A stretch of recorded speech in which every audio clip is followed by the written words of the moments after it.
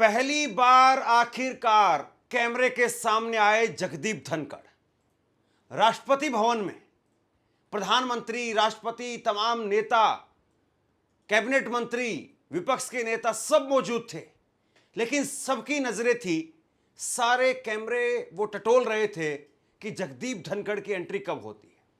और जैसे ही जगदीप धनखड़ साहब की एंट्री हुई, उसके बाद में सारे कैमरे मानो उन्हीं पर ठिठक करके रह गए। लेकिन एक तस्वीर का लोग इंतजार कर रहे थे कि जगदीप धनखड़ और प्रधानमंत्री नरेंद्र मोदी की जब आंखें मिलती हैं तो क्या होता है। याद है आपको, राहुल गांधी ने एक बार कहा था कि नरेंद्र मोदी मेरी आंखों में आंखें नहीं डाल पा रहे हैं।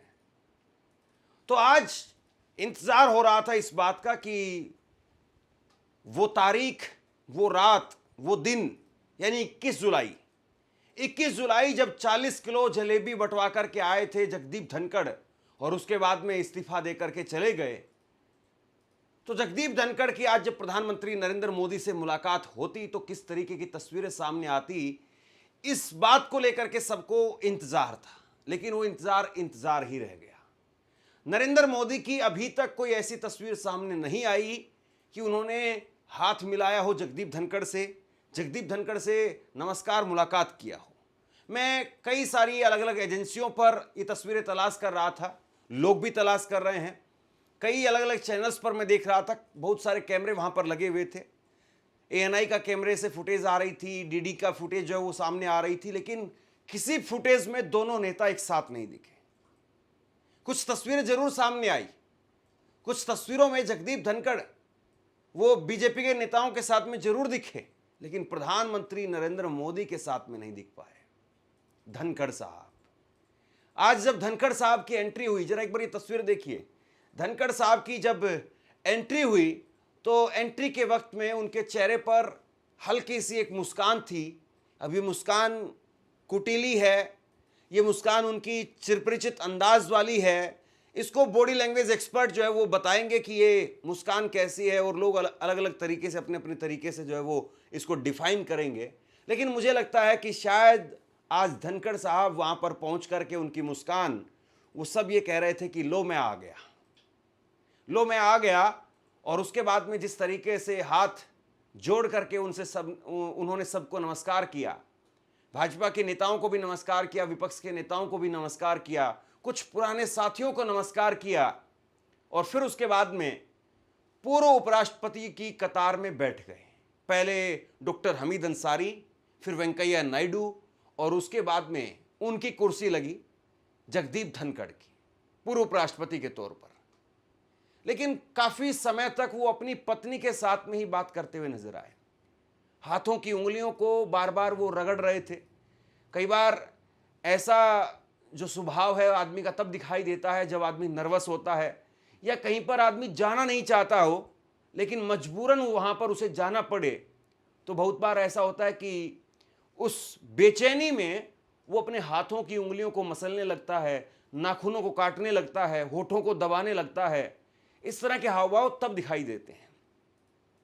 लेकिन फिर वही बात कि नरेंद्र मोदी साहब, उनकी मुलाकात नहीं हुई। और नरेंद्र मोदी का जरा आप चेहरा देखिए, आज ये तस्वीर देखिए आप। नरेंद्र मोदी आज जब उस कार्यक्रम में थे जहां पर CP राधाकृष्णन ने 15वें राष्ट्रपति के तौर पर आज सब शपथ ली, उस कार्यक्रम में नरेंद्र मोदी साहब थे, तो वहां पर आप देखिए किस तरह की तस्वीरें जो है वो निकल करके सामने आई है।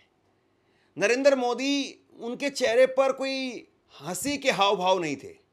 वैसे तो मौका खुशी का मौका है, उनकी पार्टी के कैंडिडेट जीते हैं, एक RSS की पृष्ठभूमि से आने वाले नेता आज उपराष्ट्रपति की कुर्सी तक पहुंच गए हैं, तो बीजेपी के लिए तो ये बहुत बड़ी बात है।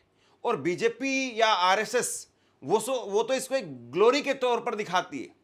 वो तो दिखाती है कि देखिए जब हम 100 साल पूरे कर रहे हैं तो आज राष्ट्रपति की पद पर, राष्ट्रपति की कुर्सी पर आज जो महिला बैठी है, द्रौपदी मुर्मू, माननीय द्रौपदी मुर्मू जी बैठी हुई हैं, तो वो भी कहीं ना कहीं बीजेपी RSS से जुड़ी हुई है।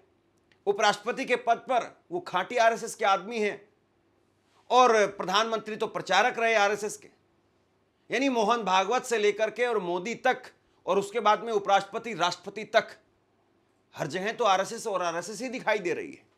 तो नरेंद्र मोदी के चेहरे पर आज हंसी के भाव क्यों नहीं थे?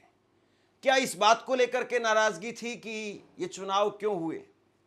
क्योंकि ये चुनाव तो जगदीप धनखड़ साहब की वजह से हुए। ये चुनाव तो इसलिए हुए कि जगदीप धनखड़ ने इस्तीफा दे दिया।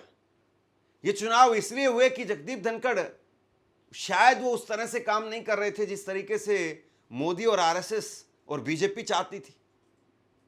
लेकिन जो भी हो, आज की तस्वीरें वो बहुत महत्वपूर्ण हैं। आज की तस्वीरों को लोग पलट पलट करके देख रहे हैं क्योंकि पहली बार 50 दिन के बाद में जगदीप धनखड़ कैमरों के सामने थे।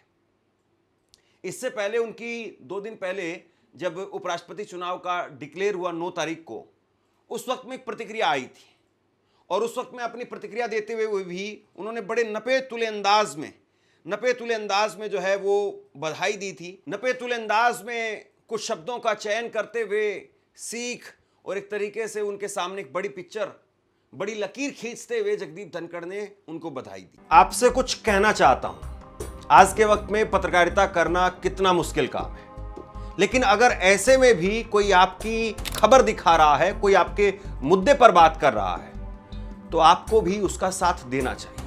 अगर आपको लगता है कि मेरी पत्रकारिता सही है, मैं आपके लिए आपकी खबर वो दिखा रहा हूं, तो ऐसे में आप मेरा सहयोग कीजिए। आप इस वीडियो को जब लाइक करेंगे तो लाइक के साथ में ही एक थैंक्स का बटन आपको दिखाई देगा।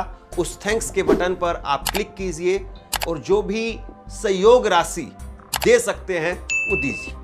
दूसरा, आप चैनल को ज्वाइन कर सकते हैं और चैनल को ज्वाइन करके भी मुझे मदद कर सकते हैं। लेकिन सवाल ये कि क्या जगदीप धनखड़ से बेहतर उपराष्ट्रपति होंगे? हालांकि ये संवैधानिक पद है, हर किसी का अपना अपना एक तौर तरीका होता है और संवैधानिक पदों पर बैठे हुए व्यक्तियों के बीच में आपस में तुलना नहीं की जानी चाहिए, लेकिन पब्लिक है साहब।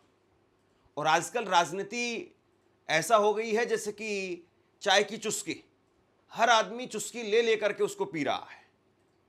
तो ऐसे में राजनीति में संवैधानिक पदों पर बैठे हुए, और जिस तरीके से आजकल राजनीति होने लगी है, क्योंकि आप देखिए कि जो विपक्ष के उम्मीदवार थे बी सुदर्शन रेड्डी, उनको लेकर के बीजेपी ने क्या क्या नहीं कहा, अमित शाह ने क्या क्या नहीं कहा कि इनका चुना जाना ये होगा, वो होगा, ऐसे होगा, वैसे होगा। तो खैर, अब उपराष्ट्रपति बन गए हैं तो वो बातें वहां पर खत्म हो जानी चाहिए। लेकिन आज जब जगदीप धनखड़ उनसे मिल रहे थे, सीपी राधाकृष्णन जी से, माननीय उपराष्ट्रपति जी से जब मिल रहे थे, तो देखिए जरा काफी देर तक मिलते रहे। उनका हाथ पकड़ा, हाथ पकड़ करके उनको बहुत कुछ जो है वो कहते हुए नजर आए। हालांकि क्या कहा है वो लिप्स रीडिंग वाले जो है वो लोग बता सकते हैं, एक्सपर्ट्स बता सकते हैं कि क्या कुछ वो बोल रहे हैं, लेकिन आवाज सामने नहीं आई और कभी आएगी भी नहीं। या तो उनके बगल में खड़े हुए वेंकैया नायडू बताएंगे, या उनकी पत्नी बता सकती हैं, या फिर खुद सीपी राधाकृष्णन बता सकते हैं। लेकिन आज जो उन्होंने कहा होगा, तो क्या उसमें उनकी जो पुराने दिनों की टीस है वो सामने आई? और नरेंद्र मोदी साहब वो क्यों नहीं मिले? जगदीप धनखड़ कोई ऐसे आदमी भी नहीं थे कि वही एंटी खेमे के थे, क्योंकि हमीद अंसारी, नरेंद्र मोदी साहब को उपराष्ट्रपति के तौर पर हमीद अंसारी भी मिले, लेकिन हमीद अंसारी कांग्रेस खेमे के थे। और मान सकते हैं कि चलिए हमीद अंसारी की जब विदाई हुई तो उस वक्त में जो है वो उतना लगाव नहीं रहा होगा विचारधारा का, पार्टियों का, कहीं ना कहीं एक अंदर खाने जो है वो उसको लेकर के एक इमेज होती है सबके मन में। लेकिन ये तो आप ही के खेमे के थे, इनको तो फेयरवेल भी नहीं मिला, इनकी विदाई भी नहीं हो पाई। और फिर कहा गया कि फेयरवेल उन्हीं का होता है जो पद से रिटायर होते हैं, इस्तीफा देने वालों का फेयरवेल नहीं होता है। लेकिन कितनी बार कितनी चीजें प्रोटोकॉल को तोड़ करके की गई हैं।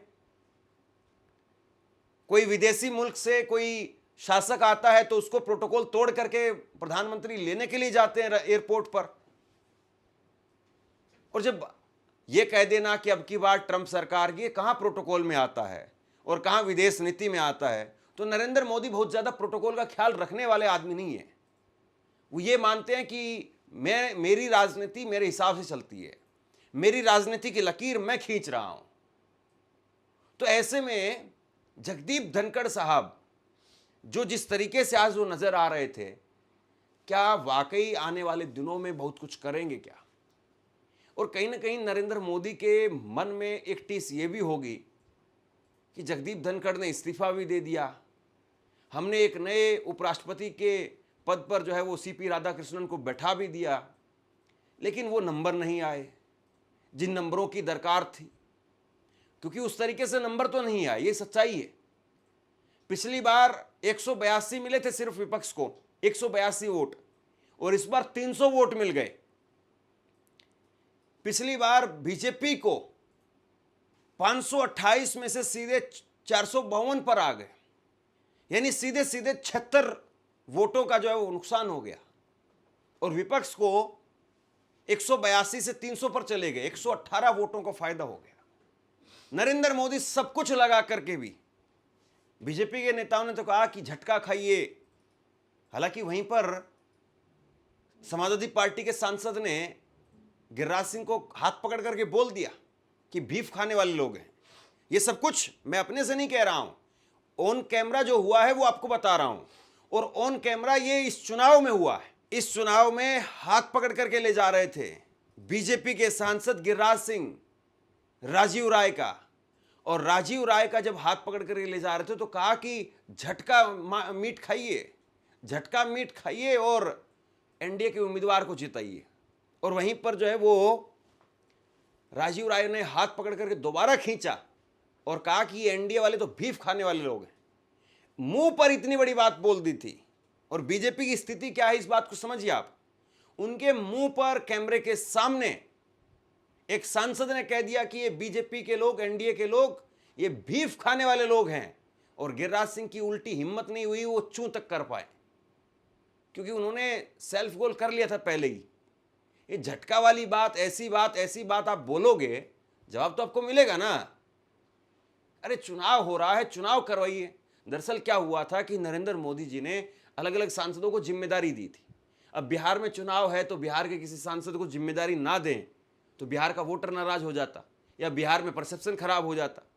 तो इसलिए हरियाणा से मनोहर लाल खट्टर को जिम्मेदारी दी गई, पीयूष गोयल को जिम्मेदारी दी गई, गिरिराज सिंह को जिम्मेदारी दी गई कि आप सांसदों को इकट्ठा कर करके लाएंगे,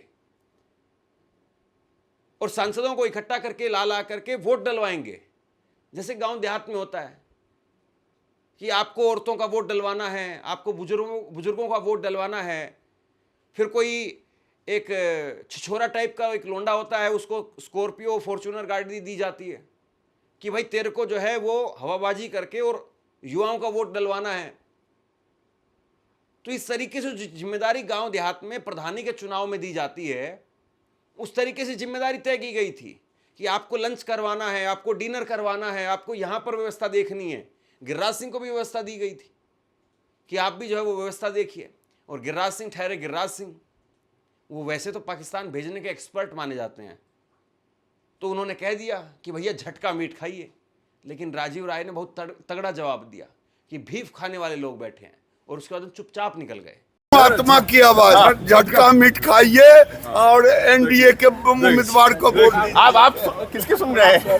बीफ खाने वाले एनडीए वाले हैं। तो देखिए ये भी जगेगी गिरिराज सिंह की भी अंतरात्मा गिरिराज सिंह की भी जगनी चाहिए बिहार में चुनाव। सोचिए बीजेपी जो है वो 152 वोटों से ही केवल जीत पाई, और जबकि पिछली बार 346 वोटों से जगदीप धनखड़ जीते थे।